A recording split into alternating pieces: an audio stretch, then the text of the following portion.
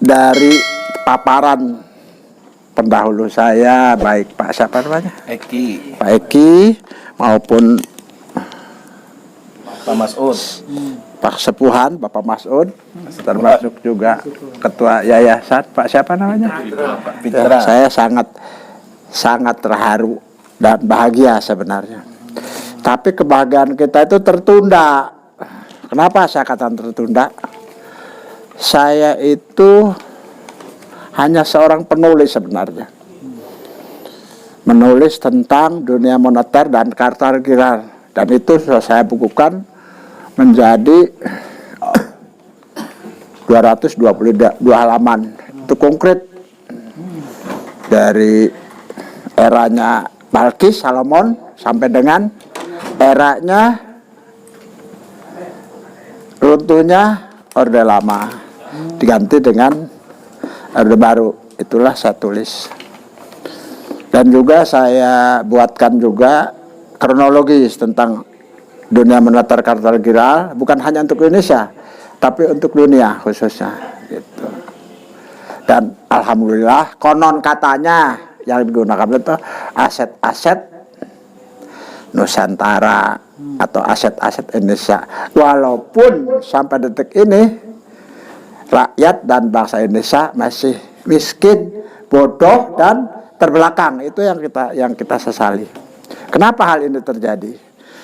Karena yang namanya dunia moneter Kartagiral itu diatur oleh kapitalis. Inilah yang membuat masyarakat Indonesia sulit untuk maju. Ini yang paparan saya pertama. Yang kedua, dengan adanya kebangkitan Pak Harto tahun 67 itu membuat terobosan diwakili oleh Profesor Dr. Sumitro Jayadikusumo dan juga diwakili dua orang, saya itu satunya lagi Profesor Sadeli dari Bank Indonesia. Itu mewakili di dunia moneter Kartagiral yang berpusat di UBS. Dibantu oleh David Rockefeller yang sekarang jadi presiden komisaris Federal Reserve. Presiden komisaris Federal Reserve. Bayangkan, yang nggak punya apa-apa, ya kan, sekarang jadi sugih. Padahal kalau kita lihat dari sisi hierarki sejarah, bahwa Amerika, Cina, dan lain-lain pinjam ke Indonesia. Tahun 28 itu ada namanya perjanjian Wells Fargo. Sampai detik ini zero, tidak bisa dibuka. Kedua lagi perjanjian JP Morgan itu juga sama, sampai detik ini belum bisa dibuka. Gitu. Apalagi yang dikatakan Grand Slayton Agreement dan lain sebagainya, sama sekali orang Amerika itu nggak ngakoni, tidak diakui. Ini yang bikin kita sedih. Tapi apapun yang terjadi, semua itu sudah tersurat dan tersirat di lembaga-lembaga dunia. Sudah tersurat dan tersirat di lembaga-lembaga dunia dan diakui sampai detik ini. Cuma diakui tapi belum diberikan haknya. Nah, itulah yang sekarang sedang saya tuntut. Tapi karena kaitan dengan masalah kerahasiaan dunia moneter, sementara saya tidak bisa paparkan satu persatu. Tapi intinya saya hanya ingin menerjemahkan arti dari kemerdekaan, yaitu mensejahterakan dan serta mencerdaskan seluruh rakyat bangsa Indonesia. Sampai detik ini masih belum memadai, bukan tetap belum memadai gitu maksud saya. Itu harus kita pikirkan. Jadi hasil kemerdekaan itu sampai detik ini belum terlaksana secara merata. Itu, Bung, ya kan? Itu yang lagi saya pikirkan. Makanya saya buatkan satu bandel kronologis tentang dunia moneter Kartagiral di Indonesia khususnya. Dan sudah saya laporkan ke Bank Indonesia, sudah laporkan ke Kementerian Keuangan, saya laporkan ke Bank Dunia dan lain-lain. Tapi hasilnya seperti ini masih zero, zero sama sekali. Hanya janji-janji gitu, janji-janji, tinggal janji gitu. Tapi mudah-mudahan insya Allah bisa terlaksana. Itu. Ada pemerintah sendiri pada bulan Agustus 2020 kemarin, Indonesia sudah kasbon 18.000 triliun, Bu, nggak main-main, Bu. 18.000 triliun itu untuk pengadaan kartu kredit desa. Tapi belum juga terlaksana karena duitnya kan gitu kan. Gitu. Baru dalam bentuk usulan pemerintah Indonesia ke dunia. Semoga aja itu terlaksana. Untuk hal lain yang saya perlu garis bawahi terkait dengan tujuan seperti yang dipaparkan oleh Pak Mas'ud kaitan dengan masalah kerajaan dan kesultanan. Sebenarnya kerajaan kesultanan itu sudah disatukan dalam Sumpah Pemuda 1928, ya kan, bahwa bangsa Indonesia itu menyatakan satu nusa, satu bangsa, satu bahasa, itu bahasa Indonesia, ya kan. Dan yang paling kita sesalkan pada saat pelaksanaan, semestinya para raja dan sultan Nusantara ini menjadi abdi-abdi negara.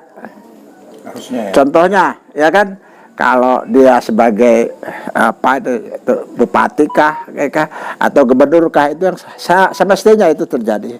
Tapi sampai detik ini para raja dan para sultan ya podo kere gitu loh. Kenapa? Tidak ada yang ngurus, jangankan ngurus orangnya.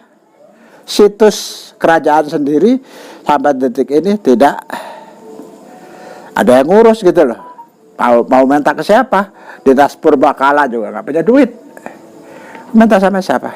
Kan itu. Ini harus kita pikirkan. Jadi intinya bahwa kerajaan kesultanan itu jadikan tolok ukur budaya, bahwa kita itu sebelum kita itu ada ini, sebelum kita ada ini. Jadi kita itu punya tolok ukur gitu loh. Tapi bukan berarti membuat negara dalam negara, itu yang salah gitu. Karena sudah tercetuskan dalam Sumpah Pemuda 1928. Terus ditambah dengan kemerdekaan Republik Indonesia dan disetujui oleh para raja sultan tadi, Pak. Ini persetujuan para sultan dan raja Nusantara, Pak, jangan lupa, ya kan. Karena yang berkorban berdarah-darah itu seperti Sultan Hasanuddin itu, jadi dipotong ya gara-gara ini gitu. Jadi untuk keberjuangan kemerdekaan itu sangat berat dan besar risikonya. Termasuk Bapak di depan kita itu, dia adalah tokoh pejuang, ya kan, yang ikut berperang melawan G30S apa ya, gitu. Kalau terdahulunya seperti yang lain-lain, saya nggak bisa hitung satu persatu. Gitu. Jadi intinya apa yang kita bahas malam ini kaitan dengan tentang paguyuban Keraton Nusantara itu, kita beri judul adalah Kesepuhan Kerajaan, ya kan, sebagai situs, ya kan. Itu harus kita pikirkan gitu loh. Dari mana duitnya? Ya negara semestinya. Negara nggak punya duit, ya minta, itulah tujuannya. Kalau persiapan uangnya sangat besar, Bu, sangat besar dan banyak, saya juga bingung ngitungnya. Itu apa itu yang pernah baca itu? Pak siapa namanya? Pak. Halo, Pak siapa namanya? Itu teman saya, siapa namanya? Hah? Pak Agung. Pak Agungnya sering ikut saya. Dia tukang baca tuh, Pak. Pak, ini angkanya gede banget, Pak. Bingung saya, Pak. Bukan ranah saya, kata itu. Nah, itulah yang terjadi. Dan semua itu sudah saya laporkan bahwa Indonesia. Kenapa? Karena ranah dunia moneter kata itu bukan ranah publik, Pak. Itu adalah ranah perbankan, ya kan? Dana dunia moneter yang harus kurus ya dunia moneter, bukan ranah raya. Saya itu hanya membuat ide, saya yang nulis gitu loh. Ini loh, uang ini segini, uang ini segini, uang ini segini, saya yang nulis, betul, saya yang nulis. Gitu. Saya buatkan kronologi, ini manusia yang bikin. Gitu. Dari mana dasarnya? Dari fakta-fakta yang ada, baik dari dokumen perbankan maupun dari dokumen asal usul. Itu yang saya tuliskan. Semoga aja pertemuan kita ini bermakna untuk kepentingan diri kita terutama, ya kan, anak cucu kita dan rakyat Indonesia. Jangan bicara rakyat dulu Pak, kalau kita belum apa-apa. Rakyat kita tuh banyak sekali loh, hampir 300 juta bayangkan. Ya. Dari mana itu? Apa yang sudah diberikan oleh negara? Belum ada Pak. Semestinya kalau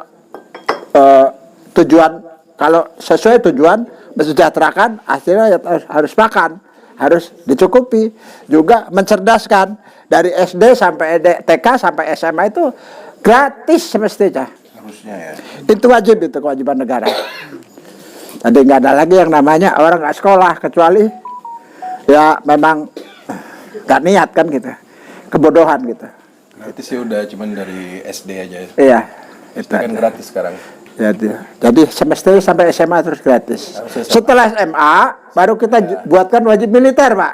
Karena Indonesia itu negara kepulauan, ya kan. Jadi kita ini harus tahu tentang ketahanan nasional, ya Pak ya. Itu nggak ada. Kita ada baru bunyi petasan aja berak di celana loh Bu. Bener loh, saya ngalamin sendiri waktu kecil. Tapi karena saya dilatih, insya Allah sekarang udah gak lagi. Nah, ke depan itu anak cucu kita mengisi negeri itu harus Prada, Pratu, ya kan, Wani Piro, ya kan, maju polisi apalagi apa ASN ya, Wani Piro lah itu sedih. Nah, karena datangnya juga Wani Piro, setelah bekerja gantinya Piro kan, nah, ini masalah kan itu. Jadi korupsi itu didahului dari awal, itu yang harus kita garis bawahi. Mohon dengan hormat supaya ke depan jangan ada lagi Wani Piro gitu loh, agar bangsa kita berbajak yang besar dan sejahtera. Mungkin kalau terlalu panjang juga repot, lama-lama kepala saya yang sakit kan gitu kan. Lebih baik ya kita ucapkan terima kasih atas segala penghormatan yang diberikan kepada saya di sini. Saya ini bukan siapa-siapa, hanya tukang nulis, ya kan, dan nggak punya apa-apa. Saya hanya punya ini aja ini dan tangan untuk menulis Pak dari sejarah. Mungkin kalau lebih lebih spesifiknya bisa tanya ke Pak Masud. Ada semua saya berikan kepada beliau yang tahu gitu. Ya, mungkin. Terima kasih. Selamat malam. Assalamualaikum warahmatullahi wabarakatuh.